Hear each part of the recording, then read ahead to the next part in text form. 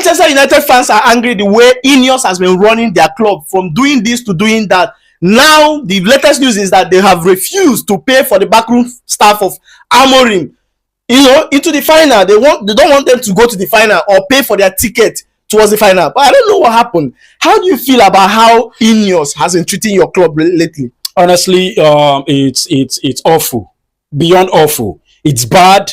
It's an ugly situation that shouldn't come out. This is the type of thing that we should be hearing in, not even teams in the Premier League, not even clubs in the Premier League. Every single club in the Premier League should be able to do those type of things. Imagine your owners coming out to say that they cannot fund the backroom staff to go to the final. We are not talking about, the fans here. We are not talking about funding, people who are not affiliated with the club. We are talking about people who are working side by side the head coach. Honestly, Ratcliffe, it's an embarrassing owner. So how do you even expect those guys, Amorim and these guys, to see you? How do you expect them to where is the respect going to come from? You are destroying the image of the club. You are destroying the pedigree of the club by coming out to say that you cannot fund the transfer this thing of the backroom staff of your head coach. It's like saying I cannot transport my kids to school or to anywhere. Like, does it even make any sense? It's your primary responsibility as a club to fund every logistical requirement of the coach and his technical team. How much more an important event like a European Cup final? Why would you even say that? Why would you say you cannot fund it? Is it that the club is broke? Okay, let's even say the club is broke.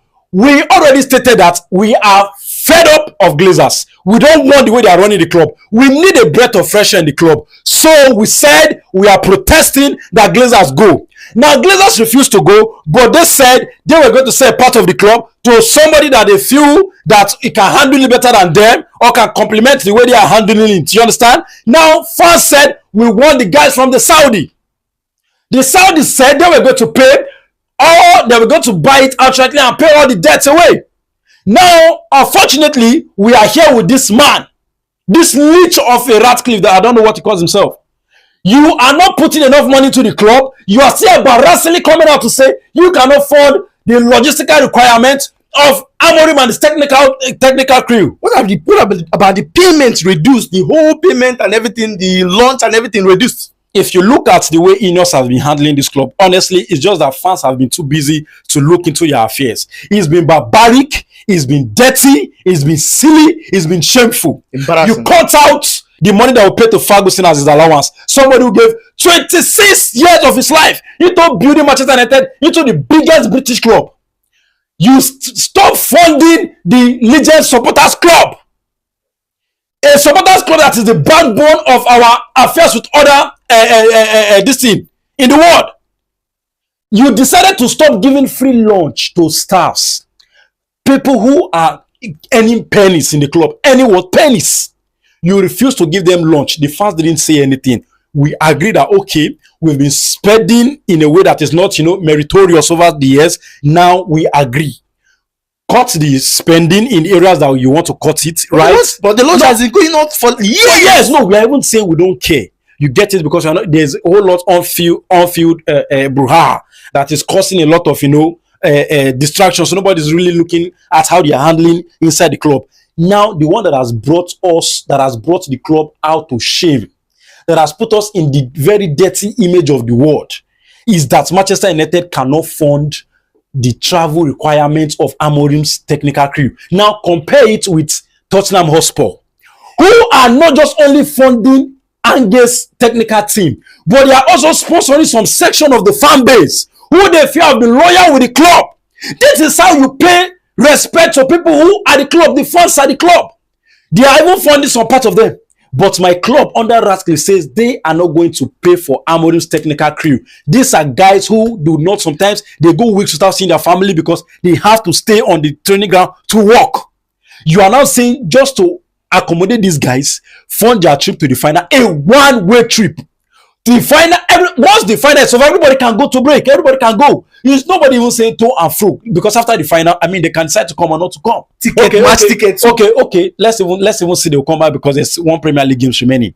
Don't even go to the ticket, because honestly, INEOS are very foolish in that regard. You are increasing the ticket prices for fans, and yet you want to sign mediocre players for them to see. That's the story for another day on its own. Because we are hearing now that they've given their go ahead for Delap, a player that the manager did not prioritize. He prioritized Osimhen. You want to pick Delap. Delap comes in, starts to struggle. You said it's the manager. The manager gets fired. The owners does not take any backlash. That is silly. That is bad. We need to look at it. And this is my advice to Amorim. If the moment you look at the way the owners are doing things, if you look at their blueprint, it does not serve any purpose for your pedigree. All you have to do is work out on the job. Do not allow the job to stain you, because it's already embarrassing enough that you have qualified in the final and they've refused to fund your technical team. It's stupid, it's silly, it's bad, it's ugly.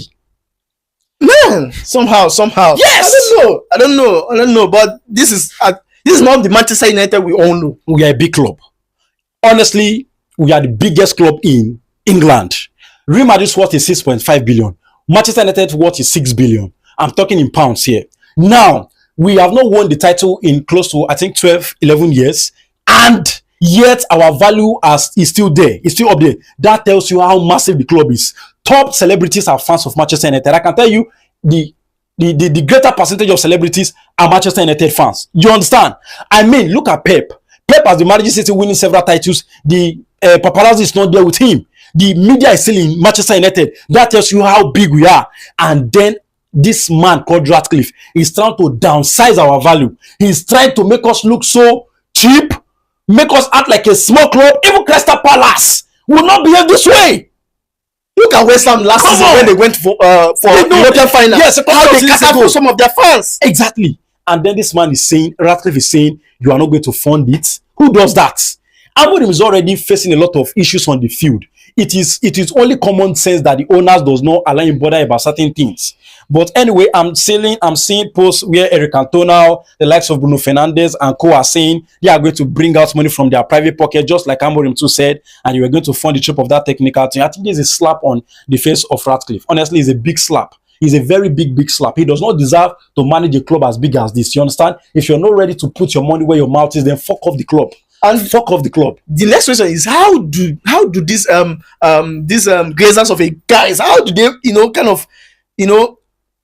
put their heads together to see if these men that are coming can handle this club? Because look at what they brought to the club. First and foremost, the blueprint of this negligence and anyhowness was laid down by the Glazers, so we shouldn't even talk about them. They're supposed to scrutinize people that are coming. They're not scrutinized because they too didn't put their money outside to buy the club. They bought the club by getting loan.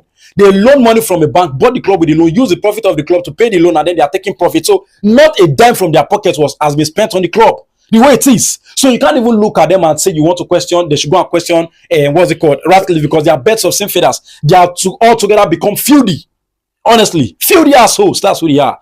Honestly, we just have to, as a fan base, we are apologizing to Amorim. We know this is a messy situation, and we didn't even expect it to be coming from our club. It's a messy situation. We do hope that he goes ahead and win the Europa final and then check if he can continue, because if it was me, you're telling me you can't fund my technical team. Honestly, after the final, I'm walking out on the job because it's bullshit.